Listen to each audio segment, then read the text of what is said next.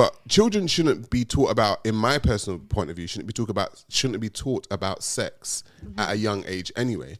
Especially not a sexual orientation that, in my personal point of view, is about confusion more so than sexual orientation. So it's like, are you trying to show children that this sexual orientation is quote unquote normal, where if we look at it, it's first of all, it's an anomaly. Second of all, they talk about it can be a. But why does it matter whether or not? Hang on, it can be looked at as a psychological or physiological, because they say gender dysphoria. Explaining to a 9-year-old child what gender dysphoria is, they don't know what gender dysphoria is. You don't have to do that though. You could keep it simplistic. Is my point. You have to keep it kid friendly. But the thing is, transgenderism isn't simplistic. I swear to God, you're making it seem like it's far more complicated than it is. You can just say, here is someone who was born a boy. They don't feel comfortable being a boy. They don't feel like they're right in their body and in their mind. They feel more comfortable with playing with the girls. They like playing with the dolls and the makeup and whatever it may be that. Well, that's exposing them to exposing them to like mental issues at such a young age. Yeah. So you think being trans is a mental issue?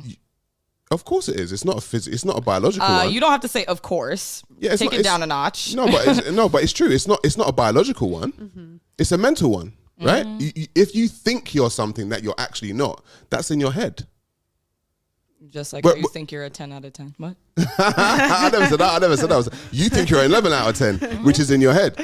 So what I'm trying to say is, if you're talking about something that isn't, if we can look in your body and we can see you have 2 testicles and a penis, we know what you are, right? If you think you are other than what you actually are, that's something going on in your head, right? Because couldn't I identify as a teenager if I wanted to? Trans age, they call it.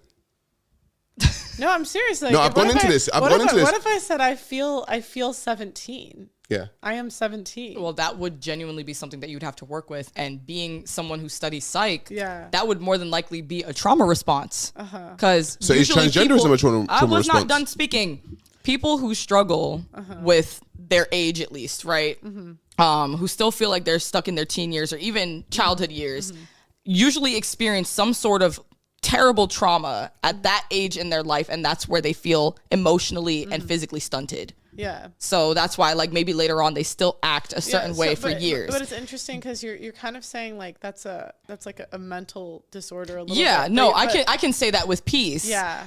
But trans wouldn't be. So trans wouldn't be. I can't see it that way because Why? I'm someone who's part of the LGBT community. Yeah. And I see how these people struggle, and